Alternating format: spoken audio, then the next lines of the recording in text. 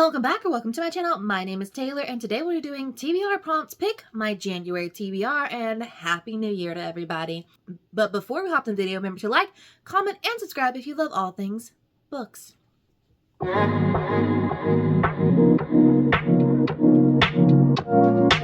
It's a new year, new TBR prompts to pick from.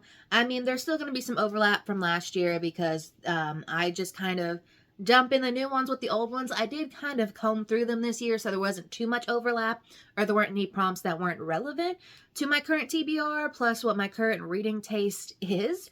Right now, my current reading taste couldn't be more polar opposite because, like, I absolutely love, like, the fluffy, sweet, lighthearted, like, cutesy little romances always hit. But also, I'm in the mood for something dark and gritty and, like, filthy and dirty, and I just don't know which one's going to hit more for me right now. I'm definitely honing in on what it is I like and what it is I don't.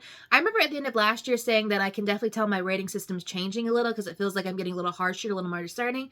But definitely now I can definitely say that that is becoming even more true because I think after this past month, I'm definitely going to get a little bit harsher, a little bit like, I've always said in the past, I'm always an easy rater, like things that are probably should be like 3 stars, I'll give 4 stars and so on and so forth.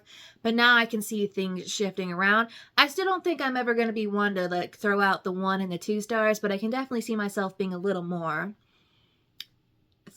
more likely to throw out a 3-star in the range and be a little bit have a little bit more discernment between what it is I like and what it is I don't. If you're new to our TBR prompt videos, I have all of my TBR prompts in here. We are going to choose 6 prompts from here, and then we are going to go to my physical TBR and pick out 4 physical books, and then we're going to go to my Kindle TBR and pick out 2 books, because we're going to try and make it through those. And my goal for this year is to read more, buy less. Not to say that I won't ever add on to my physical TBR. I'm just trying to make sure it doesn't grow so exponentially long that I can never keep up with it or never finish it, because you know what? I would like to finish the stuff that I bought, and you will see this past month I may have expanded the TBR just a little bit. So yeah, without further ado, let's hop into picking the prompts. Alright, so our first prompt of the new year, so exciting, is, one of the best prompts I could have picked, a queer read. Yes, I've been in the mood to expand our queer TBR, and I added a couple new ones to the list. So we'll see what we get from there. The next prompt is a book that has a different colored spine from its actual, like, front cover. Okay, I mean, I guess there's a few. This has been a phenomena in the industry for some reason. I would like my spines and my covers to match. So I don't know why they do that, but hey. Ooh, so I added in some fun ones here. It says pick 2 for the same prompt. So we'll put that to the side and we'll figure out which of the 5 prompts we're going to be picking 2 the same for. Listen, I needed to gamify this just a little bit or else my brain was going to go a little crazy. Okay. One of them is Famous. I think we pulled this in December and I never got to that book. So we will definitely be pulling that book again because I do want to read it. Then our 5th prompt, I've actually grabbed 2. I'm going to throw that one back in there. Our 5th prompt is a book that's part of a series. Well, good, because one of our other reading goals for 2026 is to finish the series I start. I'm actually quite terrible at finishing series for the sheer fact, let's say I finish series, it just takes me like years to finish series because I get bored of things easily and I can't just binge something. I'm the same way with TV shows, movies, so on and so forth. It takes me forever to finish them. But our last prompt is a vampire or werewolf book. Ha ha ha! Me and vampire stories. How fun is that? I actually did buy, I think it's a vampire book. It talks about bloodletting. I don't know, but I am curious about that one. But now that we have all of our prompts in hand, let's go to our shelves and pick the books out. So this is what the physical TBR looks like right now. Yes, we are double stacking because I'm not changing that. Technically it is less than the biggest point it was at last year, but hey. So the first book we're going to pick is a queer read, and I've got a couple on here that we can choose from. These 2 are sapphic / bisexual reads. These are two gay reads, like gay men. I believe that is written by a trans author. I don't know if the story itself is queer. Let me see. This one has a sapphic subplot to it. Ollie Blake usually has something queer in there, but we're not going to read too much into it. And then down here, this is queer history. I think I, in fact, would like to start the new year out with a little bit of nonfiction. I'm going to choose this one for our queer read, Rainbow History Class by Hannah McElhenney? Eleni? I don't know. But it's just another overall queer history book. And you know what? I have a few that I want to get through this year, a few nonfiction. But I only buy one nonfiction once I finish the other one. So we're going to go ahead and pick this up. Then for the One of Them is Famous, I had this on last month's TBR, but I did not get to it. I mean, we're still a couple days out from December finishing, but I'm not going to get to it. I just know this. So Ride With Me by Simone Saltani. They're both, technically both of them is famous in this because he's an F1 driver and she is a pop star, but for all intents and purposes, it fits the prompt. Then for the one with a different spine color to the actual, like, front cover, we have The Bluest Eye by Toni Morrison. I'm pretty sure all of her books are a little bit like this. This was on last month's TBR. I obviously didn't get to it. And The Romance Rivalry is one of the newer books to my shelf. This is, I don't know if it's a YA or if it's a new adult romance, but I don't know. This book has just been calling my name, and I think I need to, like, we've got one nonfiction, we've got two sort of fantasies on here, then we've got like one adult spicy romance.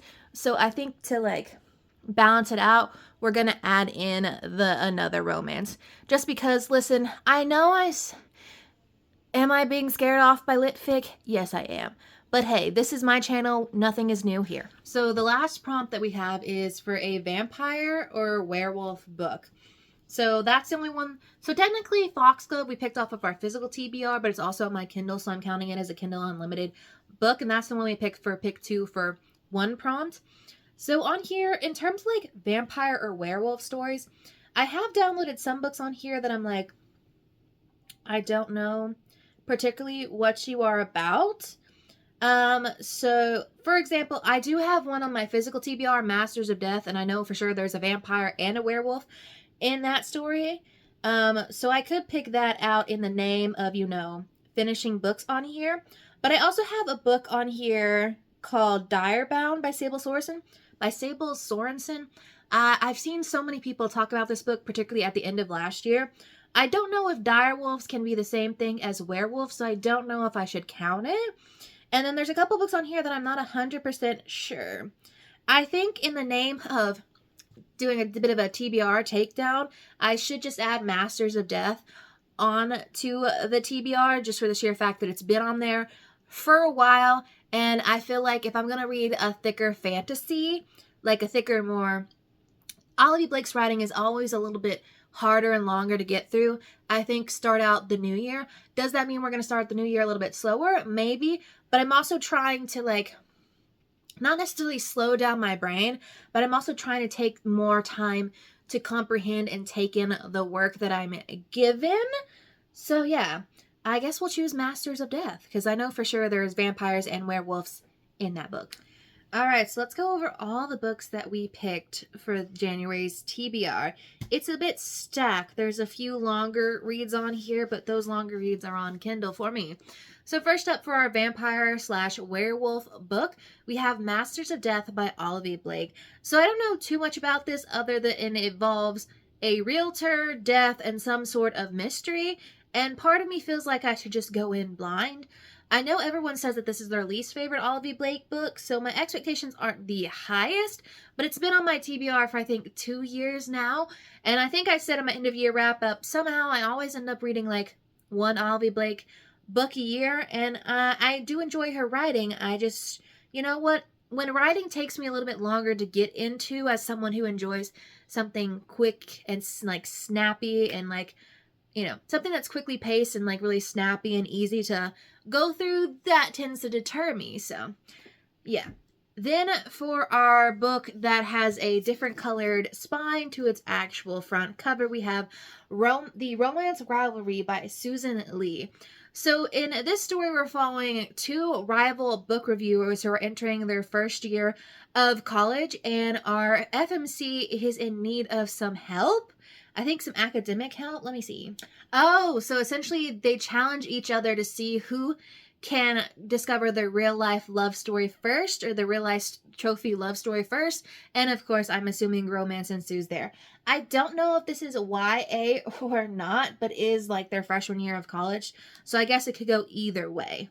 Then for our one of them is famous trope, we have Ride With Me by Simone Saltani. This is the second book in her F1 racing romance series. Our MMC in this is the disgraced F1 racer who caused a big scene in last year's like big F1 like finale or something like that.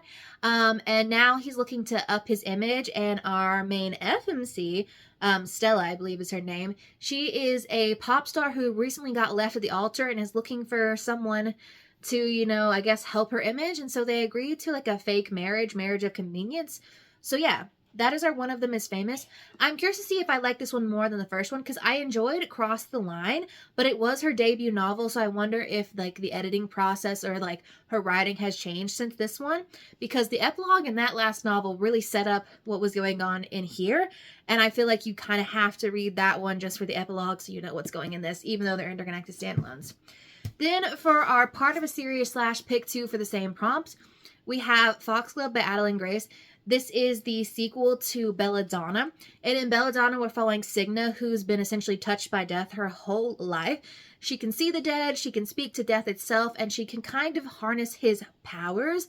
But when a mystery starts to take place at her new like residence or a new like stay, because she is an orphan, has been passed around from home to home, she basically challenges death to not take away the daughter of the manor before she figures out what's going on. And of course, romance ensues there, and this is the sequel to that.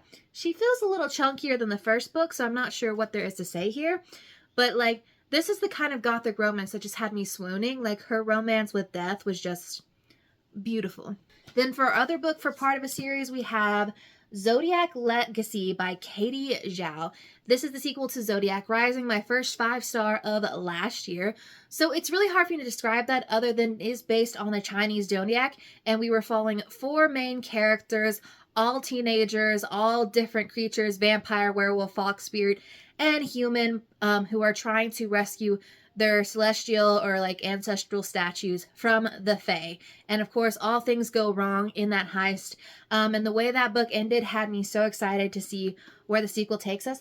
I think this is going to be a trilogy. I don't know. Maybe it's a duology and I'll get all my answers in here. But I think it would fit good. I always say, like, if you want like the epitome of what I think a YA fantasy should be, I think the first book in this series really hit the mark.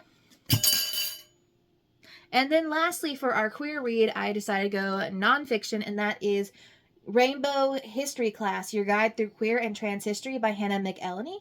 Obviously, queer nonfiction is my favorite nonfiction category to read from, and I have a few that I want to tick off my list this year, because once I discovered that section in my local Books A Million, I was like, yes, I would be sat and ready to go. So my goal this year is that I like to read nonfiction, however, like, I never go out of my way to pick it up unless it like really fits a prompt or really fits the mood. So I'm trying to only buy one at a time. So after I finish this, then I will go and pick up my next one, which I think is going to be the Stonewall Reader, because I've been wanting to read that one. And I think that would be great to pick up around the time of the Trans Rights Readathon. So we'll see. But that's the last book we picked for the month of January. See, we're restarting and my brain is in fact malfunctioning. I'm also starting a new job in the month of January, so I don't know if that will affect my reading, how much that'll affect my reading habits, but we'll see. But let me know what you are planning on reading in the month of January. What is going to kick off your new year reading? Are we going for something quick and easy, or are we finally going to tackle the books that we've been putting off for forever, basically? And I will see y'all in the next one.